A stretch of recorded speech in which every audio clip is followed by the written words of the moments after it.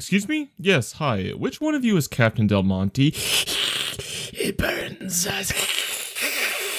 Hey everybody, welcome back. This time to episode 10. I never actually thought I would get the series this far. I just want to say that I appreciate all the supportive comments. They're keeping me going. Now let's get into the video. We last left off starting Depths of Despair, so now we need to continue that by heading to the Arceus Library.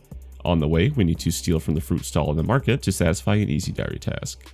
Continue the quest in the library, and after finding the book, head to Port Piscarilius to prepare for the rest of the quest. Pull out your melee or mage gear, as well as a Xerix talisman if you have it, and some food, and then go all the way south to the docks to talk to Veos to sail to Land's End, which satisfies as an easy diary task.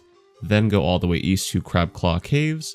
Once inside, kill a sand crab for another easy diary task, and then continue to kill the sand snake and teleport back to Turnitin, gaining 4k coins, 1500 agility experience, another favor certificate that'll bump us up to 30% Hosidius favor, as well as yet another memoir page that'll give us a teleport to Hosidius, which is helpful if you do not have a Xerix talisman, as well as 8 more teleport charges, putting us up to around 22 total since we've used a couple. Now we're going to pull out an Ectofile and take it to Port Phasmatis, which counts as a medium diary task, before running all the way west to Canifis. Outside of town, we can get a Slayer assignment from Mashna, which counts as an easy diary task. Then we're going to head to the bank to prepare for Shades of Mort'ton. Got to get our melee gear and food. The wiki recommends at least 5k coins, but I choose to bring 8.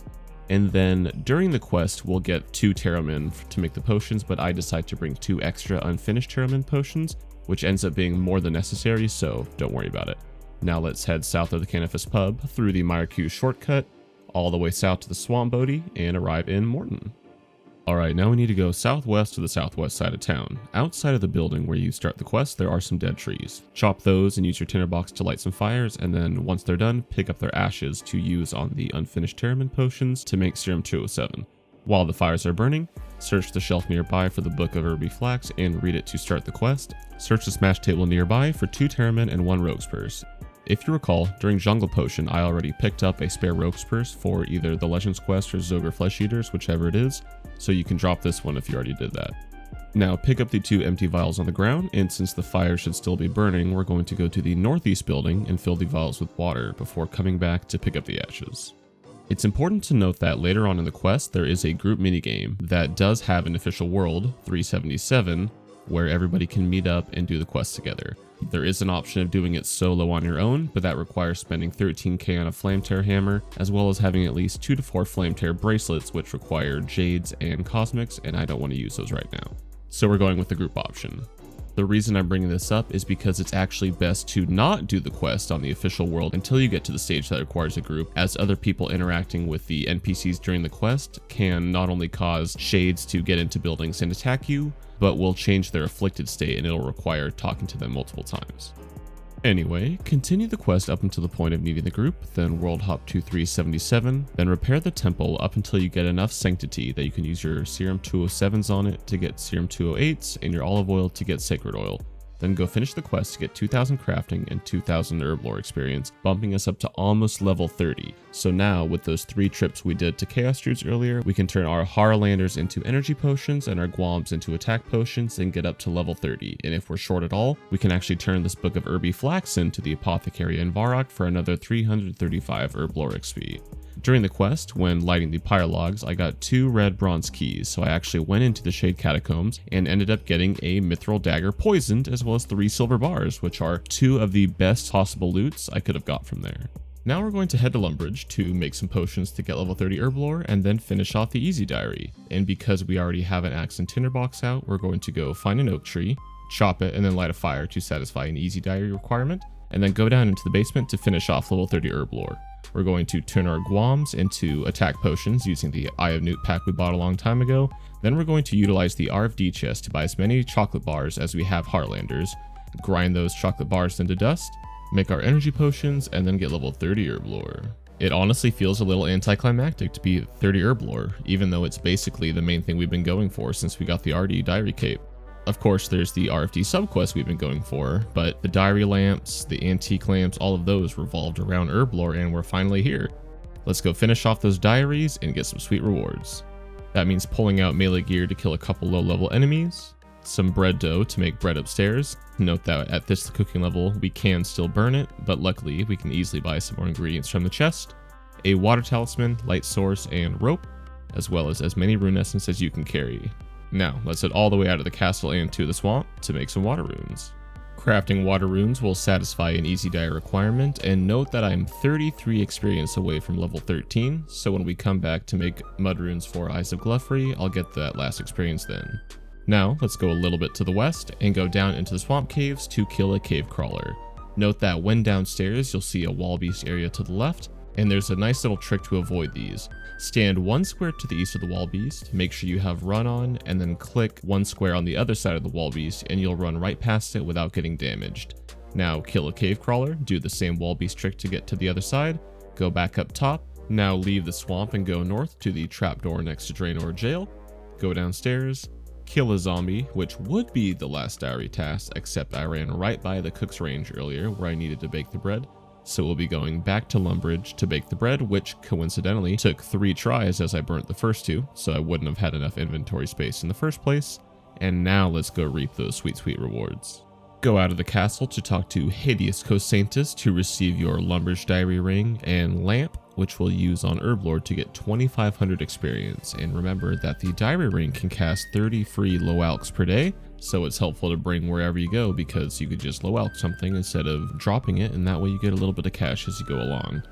Now, one thing that's important to mention is that I've seen numerous times on Reddit that the diary lamps are actually reclaimable from the diary masters, despite the fact that the lamps themselves say they cannot be reclaimed if destroyed. So I'm not sure if there's just a wiki page that needs to be updated, if I should create a Twitter account to contact a mod or whatnot, but for now, I'm deciding to ignore it, and instead of testing it, I'm just going to use the lamp on Herblord, and then later on I will test it on a different account, and if it turns out that you are able to reclaim it, then I will make a version 2 of this build and we'll create another series on that, and then at whatever point it links up with this route, I might just combine the two, or if it diverges even further, keep it going as a separate series. We'll see how that goes. Alright, moving on. So I accidentally had my recording paused, and so what you missed was me using the Lumbridge lamp to get 2500 experience in Herblord, and then teleporting to Varrock, buying the newspaper for 50 GP, which was the last Varrock Easy Diary task,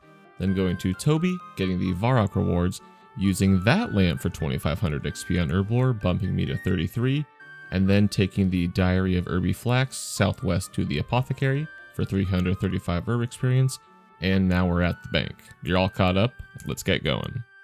It's Shadow of the Storm time! Along with the usuals, we need to pull out our 3 black items, dyed silverlight, some water skins, an ectophile, and some food to be safe. Take the Necklace of Passage to the Eagle's Eyrie, and then run to Uzer to continue Shadow of the Storm, up until the point of needing to make the Demonic Sigil, where we'll use the ectophile to go to Port Phasmatis, pull out a silver bar from the bank, make the Demonic Sigil, and then prepare for the remainder of the quest, including the boss fight. Actually, I forgot that we still need to boost to level 41 magic for Wind Blast, so we need to teleport to Falador to buy some Wizard Mind Bombs before we go fight the boss.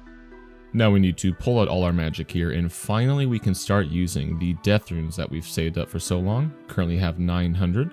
If you wanted, you could bring Excalibur for the defense boost, and because the final hit on the boss needs to be done with a Silverlight, I chose to bring an attack potion just to make it a bit easier. However, there is a safe spot I discovered during the boss fight that basically nullifies any danger if you just want to melee flinch it to death. Oh yeah, that's right, we're going to be using Wind Blast, which only requires air runes, so instead of going to purchase more air runes, we're just going to go purchase a Staff of Air for 1500 coins. Now let's Necklace of Passage teleport to the desert, run to Uzer, kill the boss, and finish the quest. Okay, so here's what I mean by safe spot. Utilizing the torch to the south of where the boss is summoned as a bit of a corner, if you stand on the south side of it and keep the boss on the northeast side of it, you can continually run around the corner to attack the boss without it being able to attack back. Now, in the past, you used to have to wait until the health bar disappeared before attacking the enemy again, otherwise they were able to get a hit off before you could run back behind the safe spot. However, bit of a spoiler, I tried the same thing during the boss fight of the Fairy Tale Part 1 quest, and without waiting for the health bar to disappear, I was able to repeatedly flinch it, but I also had it at the end of its aggro range, so that might have had something to do with it. Your mileage may vary. Boom, and the demon is dead. giving us a 10,000 XP boost in a combat skill of our choice, which we're going to drop into ranged, shooting us all the way up to level 27. We're doing that because both the Lumbridge Guide and the Scratch a Glogwy subquests of RFD require big chompy bird hunting, which requires 30 range. So, now that we're level 27, we're going to do Death to the Dorgeshian, which will bump us up to 28, and then we're going to grind up to level 30 on the wolves outside of the big chompy bird area because we need to kill them anyway for their bones. But first, we need to go back to Lumbridge to start the Evil Dave subquest of RFD, then head downstairs into the cellar to pull out our coins and a light source, go through the cave mines to start Death to the Dorgeshian so that the next time we're in the cellar, Xanac will be waiting for us, and then minigame teleport to Blast Furnace to go to the pub to the west and purchase about 20 stews, as the spices required for the Evil Dave part of RFD are random, and any extra stews later on will still be helpful. Okay, so there's two options here dependent on whether we have a kitten or a cat. For the Evil Dave subquest of RFD, we have to catch hell rats to drop spices, and a kitten only has a 10% chance of success of catching a rat, versus a cat's 50% chance of success. So if you currently have a kitten like me, which has around 45 or 50 minutes left, we're going to do the Death to the Dorgeshian and Hamstorum sections before we do the Evil Dave part, and if you have a cat now, you could do the Evil Dave part first, and then the Death to the Dorgeshian, and then the Hamstorum section afterward. Okay, everybody, I think we're gonna call it there. Thank you again for 10 episodes. It's been a lot of fun the whole way through. I enjoy recording, enjoy editing, enjoy responding to your comments. So thanks again, and see you next time.